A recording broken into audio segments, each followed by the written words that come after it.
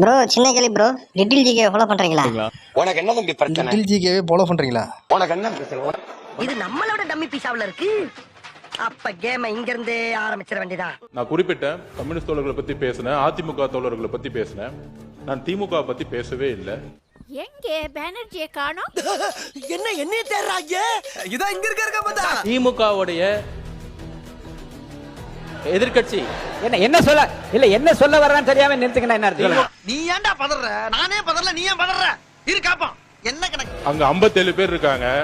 நாங்க எந்திரிச்சோம்னா அந்த சபையை அவங்க பேசவே முடியாது. ஐயோ தங்கச்சி வேணாமா வேணாம். என்ன பேச விடுங்க. மாண்புமிகு பொதுப்பணித்துறை அமைச்சர் சொன்ன கருத்தை நான் ஏற்க முடியாது.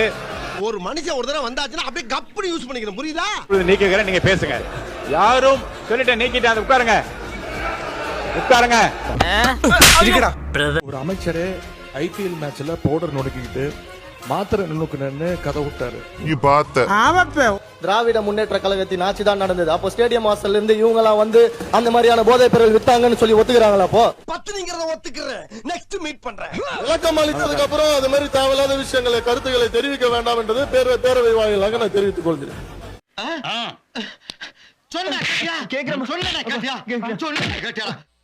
எதிர்க்கட்சியில் இருக்கிற அனைவரும் எழுப்பிய கேள்விக்கு அரசின் சார்பாக உரிய விளக்கங்கள் இல்லை. எனவே அதை கண்டித்து நாங்கள் வெளிநடப்பு செய்கிறோம். நான் பஞ்சாயத்து கூட்டினது தப்பு, என்ன விட்டுடுங்க. ஐயோ நான் வரேன், என்ன விட்டுடுங்க. கொஞ்சம் சத்தம் போடாது போங்க. இல்ல போலாம், கொஞ்சம் அமைதியா போங்க. அனுப்பிக்கிறேன் போட்டு.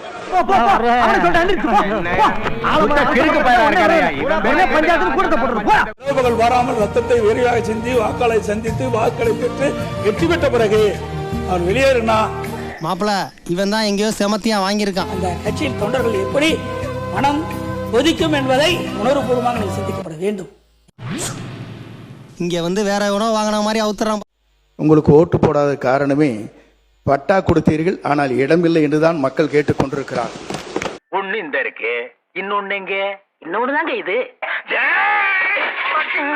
சட்டத்துறை அமைச்சர் எழுந்த உடனே உட்காருங்கள் பதில் சொல்வார் என்று சொல்லுகிற போது நீங்க எல்லாரும் எழுந்தீங்கள் என்றா அப்ப உங்க தலைவருக்கு என்ன மதிப்பு இருக்கிறது? அவன் கிடக்குறான். தைரியம் இருந்தால் என்ன பேச சொல்ல விடுங்க. பேசுங்க. உண்மை இருந்தால் அமைதியா இருக்கணும். உண்மையற்றவர்கள் தான் சவுண்ட் கொடுப்பாங்க. என்ன திடீர்னு கோவம் ஆயிட்டா? உண்மை இல்லைன்னா பயம் வந்து எந்திரிச்சு கத்த ஆரம்பிச்சிருவாங்க. எப்படி கண்ணியம் குறித்து அண்ணன் எங்களுக்கு எல்லாருக்கும் சொன்னாரோ அதே போல தங்கள் கட்சியினுடைய மாண்புமிகு எதிர்க்கட்சி தலைவருக்கும் சிறிதளவு அதை நீங்கள் சொல்லிக் கொடுக்க வேண்டும் அப்படின்னு நான் கேட்டேன். வாய் இருக்குதுன்னு பேசக்கூடாதாமா. நெல்லு போட்டா நெல்லு முளைச்சுக்கு, சொல்லு போட்டா சொல்லு முளைச்சுக்கு. ஏன் அப்படின்னா இருங்க என்ன சொல்ற? ஏன் சொல்ற என் பகவான் மேல யாரு கையாவது பட்டுச்சு மாண்புமிகு முதலமைச்சர் அவர்கள் அவைக்குள்ளே வரும் பொழுது அமர்ந்திருக்கக்கூடிய எதிர்க்கட்சி தலைவருக்கு அந்த கண்ணியத்தை சொல்லிக் கொடுத்து 8 கோடி மக்களின் முதலமைச்சருக்கு அந்த மரியாதையை தர வேண்டும் என்ற கண்ணியத்தை சொல்லித் தர வேண்டும் என்பதை பேரவைத் தலைவர் வாயிலாக தெரிவித்துக் கொள்கிறேன். நீ கேட்ட ஒவ்வொரு கேள்வி என்ன செருப்பால் அடிச்ச மாதிரி இருக்குடா. அப்பாவை காணும் என்று சொல்லுகிறீர்கள். அவர் வருகிற நேரத்தில் பல பேர் நீங்கள் இங்க இருக்க மாட்டீர்கள். வரட்டும். இன்னைக்கு அடிக்கிற அடியில மூஞ்சி முகரையெல்லாம் பஞ்சராயிரும். இந்த ஆட்சி மீண்டும் வரும் என்று சொன்னீர்கள். என்றைக்கும் உங்கள் ஆட்சி வராது. ஏன் இப்படி கோவப்படுறீங்க? அவன் வருவாங்க.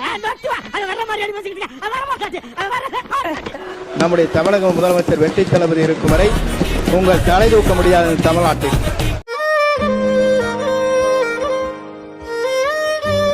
என்று குறை சொல்லி கொடுக்குறாங்க. போட்டோ தான் காட்டினாரு, எஃப்ஐஆர் பதிவுபட்டு அப்படின்னு சொன்னாரு. என்ன தெரியும், எங்க ஆட்சியில் நடவடிக்கை எடுத்துக்கிறோம். நடவடிக்கை எடுக்கப்பட்டிருக்க ஆட்சியில் நாங்க கேட்கறது ஏன் உங்க ஆட்சி நடவடிக்கை எடுக்க மாட்டேங்கிறீங்க அப்படிங்கிறத நான் கேட்கிறோம். பச்சை போய் பேசுற, ஓபனா பேசுற. மேலும் அஞ்சட்டி காவல் நிலைய அப்போதைய ஆய்வாளர் சுமித்ரா 2025 டிசம்பர் 12ஆம் தேதி முறையாக விசாரித்திருந்தாலே அப்போதே உண்மை வெளிவந்திருக்கும். ஆனால் முறையாக விசாரிக்காததால் 2 மாதங்கள் கழித்து பெரிய நாயகம் கைது செய்யப்பட்டிருப்பதாகவும் குற்றச்சாட்டு எழுந்துள்ளது. இதுக்குதான் படிக்கடான்னு அடிச்சுக்கிட்ட பசங்கடா, அருந்துகிட்ட முண்டங்கடா.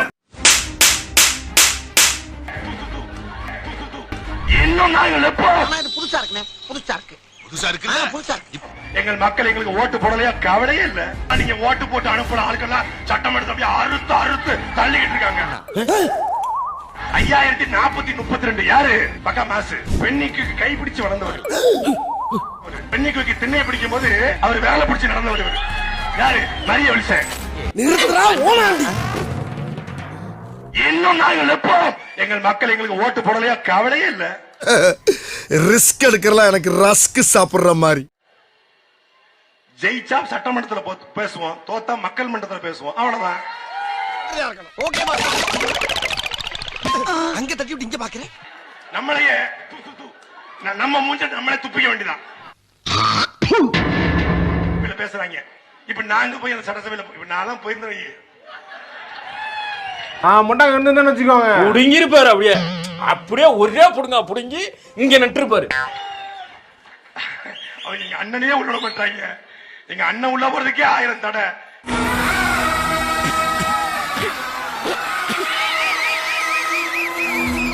என்னையெல்லாம் நினைச்சு பாருங்க.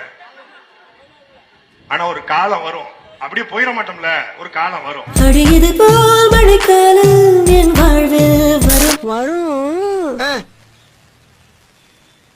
ஆனா வராது. சும்மா வாய் சவடலாம் சொல்ல, வாய் சவடலாம் சொல்ல. நாங்க தோத்து போயிட்டோம். நீங்க நம்ம ஊரை விட்டு வந்து 20 வருஷம் ஆச்சு. நம்ம செட்டுகள்லாம் லட்சாதிபதி கோடீஸ்வரன் ஆயிட்டாங்க. நீங்க மட்டும் பண்ணையில பண்ணக்காரனா இருங்க. ஆமா, நாங்க பூஜ்யம் தான்டா, நாங்க முட்டை தான்டா. முட்டை பாறையிலே ஓட்டு வந்து சேரலையே. அந்த முட்டை தான்டா இங்க வந்து நிக்குது மக்களுக்காக. நடுவுல போய் நின்னு லாரி வரும், மேலே ஏத்துனா போ. ஓகேப்பா. வேற எந்த சொட்டையும் வந்து நிக்கல.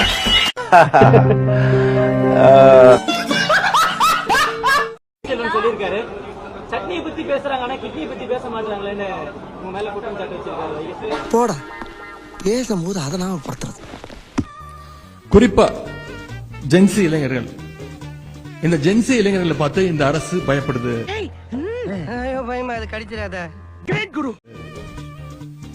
அதனாலதான் அவங்கள குறி வச்சு தூக்குறாங்க. உண்மைதான் நம்புறேன். தெரிஞ்ச புள்ள வாங்க. ஒரு ஜாலியா ட்ரிப் போற மாதிரி தான் போனோம். போனது பொம்பளை கேஸ்ல இந்த ஜாலி வேண்டி கிடக்குது. இப்படி கத்திக்கிட்டே இருக்கிற இதுக்கு தான் உதயநிதி அவர்களை விசாரணைக்கு கூப்பிட்டு போன பொழுது 12 மணிக்கு மேல யாருமே கத்தல. ஆனெல்லாம் சாக்கடைக்குள்ளேயே ஒரு மாமாங்கம் கூடு கட்டி வாழ்ந்தவத்தை காரணம். பார்த்தாலே தெரிகிறது. தெரிகிறதா? இப்படி உங்களை குடிக்க போட்டு பழக்கி வச்சுதான் ஒருத்தர் கத்தல. விசாரணைக்கு கூட்டு போனதுக்கே நீங்க அலறீங்க. பகவான் மேல யாரு கையாவது பட்டுச்சு பொழுதுபோக்கு களத்தில் போய் திரையரங்குகளில் தலைவனை தேடுகிற ஒரு கூட்டம் இன்னும் இருக்கிறது தமிழ்நாட்டில் மட்டும். அப்படிங்களா? ரொம்ப இந்தியாவில் எந்த மாநிலத்தில் திரைப்படம் இல்லை, சினிமா இல்லை, எந்த மாநிலத்தில் இந்த தொல்லை, இந்த கேவலம் நடந்தது? A few moments later. Sir, can you spare me a few seconds, sir? I'm Dr. Jain, sir. குறுக்கா மறுக்கா ஒரு குரங்கு கூட்டம். கரூர்ல இறந்த நம்மளுடைய சொந்தங்களுக்கு அரசு பணி ஆணை நம்ம அண்ணா வழங்குறாரு. என்ன மனுஷன்? அதுக்கு போய் மதுரையில கேஸ போட்டு ஸ்டே வாங்கிட்டு ஒரே வீடியோ, நான் டெல்லிக்கு வரேன், நான் டெல்லிக்கு வரேன், டெல்லியில சுப்ரீம் கோர்ட் ஜட்ஜ், வாடா வா, உன்னதான் தேடிட்டு இருக்கிறேன், வா. உன்னத்தான் ரொம்ப நாளா தேடிக்கிட்டு இருக்கேன், விட மாட்டேன். அரசு நிர்ணயம் பண்ற பாலிசில உனக்கு என்ன சம்பந்தம்? ஆமா, நீ யாரு? வேற யாரு? நான் தான். நான் தவிர்க்க முடியாத தலைவரின் தம்பி, பேரு சமன். நான் கேள்விப்பட்டதே இல்லை இந்த மாதிரி ஒரு பேரை. இந்த அரசியல் பண்றதெல்லாம் அங்க வச்சு தெரிஞ்சுக்கிட்டியா? கோர்ட்டுக்குள்ள வந்து அரசியல் பண்ணீங்க, அவ்வளவுதான் சொல்லி அங்க போய் கொட்டு வாங்கிட்டு வந்திருக்குது. இது ஒரு ஆமை. அசிங்கப்பட்டேன், அவமானப்பட்டேன், வெக்கப்பட்டேன், வேதனைப்பட்டேன், துக்கப்பட்டேன், துயரப்பட்டேன், கஷ்டப்பட்டேன், கவலைப்பட்டேன். இத்தனை பட்டு என்ன திருந்தலே குரு. தோத்துக்கிட்டே இருக்கீடா. அறிவாளியாகவும் வீரனாகவும் இருக்கிற ஒரே தலைவன் நம் அண்ணன் செந்தமிழன் சீமான் மட்டும்தான்.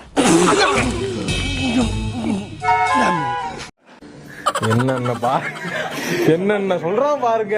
பக்கத்தில் இருக்கிற ஒரு தலைவனை புரிந்து கொள்ள முடியாத ஒரு தருதல கூட்டம், தற்கொலை கூட்டம். அது பல்லகள உடைச்சு ஆட்டை கொடுத்துட்டு எங்களை நடு ரோட்ல போட்டு நிறுத்திட்டியடா பைத்தியக்காரன். ஏய், யார பார்த்து மாமான்ற? நீதானே மாமா? நடிகனுக்கும் தலைவனுக்கும் வித்தியாசம் தரதார தருதல கூட்டமே. அரஞ்சனா ஏன்னா எல்லாருமே சுனா பணம் ஆயிர முடியுமாடா? முழுக்க சுதந்திர போராட்டத்தை பத்தி தான் பேசுறாங்க. எப்படி தெரியுமா? ஏன் திமுங்களா? எப்படி? இப்படிதான் இந்திரா காந்தி இறந்ததுக்கு சிறு பிள்ளையில 3 நாள் பட்டினி இருந்துச்சு. நான் ஊருக்கு போறேன், எனக்கு டிக்கெட் எடுத்து கொடுங்க. ஏதா ஒருத்தன் பைத்தியமா இருந்தா சமாளிக்கலாம், மொத்த பேரும் பைத்தியமா இருக்கான். எனக்கு எதிர்கட்சி பண்ணக்கூடிய அரசியல் என்னன்னா, எப்படியாவது இந்த ஆளுங்கட்சியை கவுத்து ஆட்சிக்கு வர வேண்டும் என்பதுதான் எதிர்கட்சிகள் செய்யக்கூடிய அரசியலா இருக்கு. அதுக்கு ஆபரேஷன் மெகாலயான்னு ஒரு பேரு. ஆனா இது புதுசா இருக்குண்ணே, புதுசா இருக்கு.